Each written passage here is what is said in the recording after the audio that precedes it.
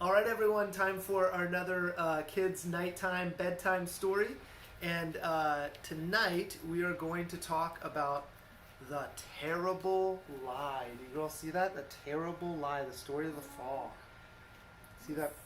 The snake, yeah. All right. The terrible lie. Adam and Eve lose everything from Genesis chapter 3.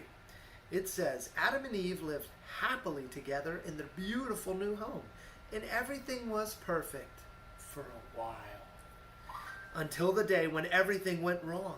You see, God had a horrible enemy, and his name was Satan. Satan had once been the most beautiful angel, but he didn't want to just be an angel, he wanted to be God. So he grew proud and evil and full of hate. And God had to send him out of heaven. Yeah, Satan was seething with anger and looking for a way to hurt God. He wanted to stop God's plan, stop his love story right there. So he disguised himself as a snake. And he waited in the garden. Now, God had given Adam and Eve only one rule, one no, and everything else was yes. Don't eat the fruit of that tree, God told them, because if you do, you'll think you know everything. You'll stop trusting me, and then death and sadness and tears will come. Next picture. Uh-oh, the snake is talking to Eve. The snake is talking to Eve. It doesn't. Oh, we'll find out. Here it goes.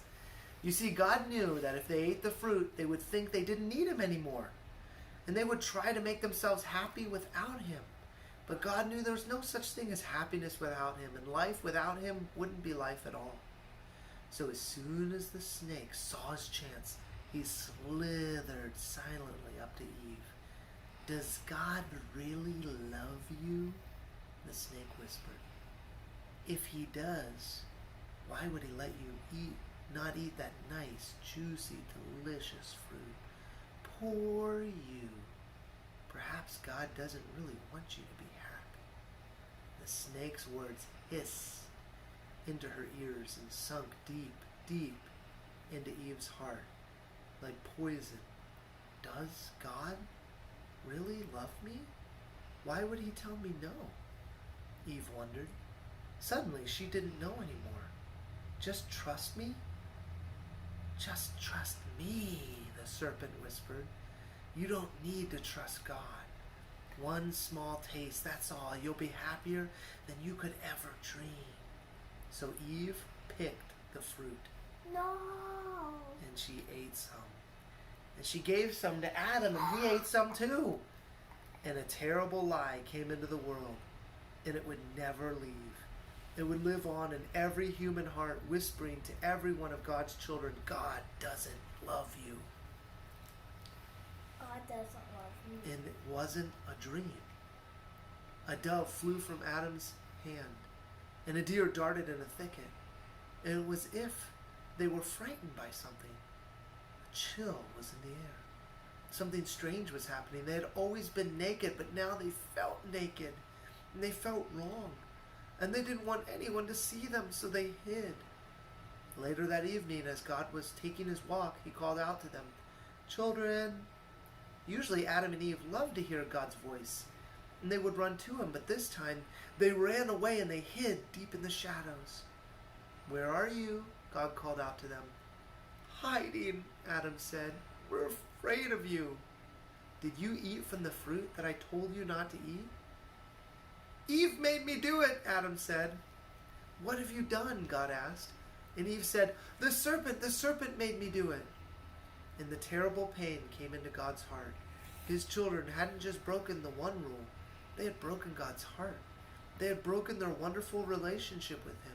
And now he knew everything else would break. God's creation would start to unravel and come undone and go wrong. We have things like the virus now, huh? From now on, everything would die, even though it was all supposed to live forever. New picture. There's Adam and Eve. They're leaving, and even the animals are sad. I can't tell that they're sad. see. Look at her sad face. You see, sin had come into God's perfect world and it would never leave. And God's children would always be running away from him and hiding in the darkness. Their hearts would break now and would never work properly again. God couldn't let his children live forever, not in such pain, not without him. There was only one way to protect them. You will have to leave the garden now, God told his children, his eyes filled with tears. This is no longer your true home. It's not the place for you anymore. But before they left the garden, God made clothes for his children to cover them. He gently clothed them and sent them away on a long, long journey out of the garden, out of their home. Well, in another story, it would all be over, and that would have been the end. But not in this story. God loved his children too much just to let the story end right there. Even though he knew he would suffer, God made a plan, a magnificent plan. One day, he would get his children back. One day, he would make the world their perfect home again. One day, he would wipe away every tear from their eyes.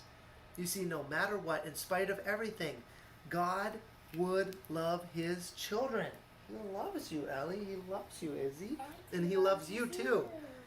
With a never stopping, never giving up, always and forever love. And though they would forget him, and though they would run away from him, deep in their hearts, God's children would miss him always and long for him.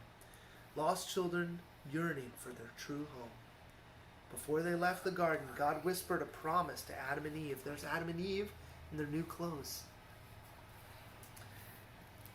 God whispered the promise, it will not always be so. I will come and rescue you, and when I do, I'm going to do battle against that snake.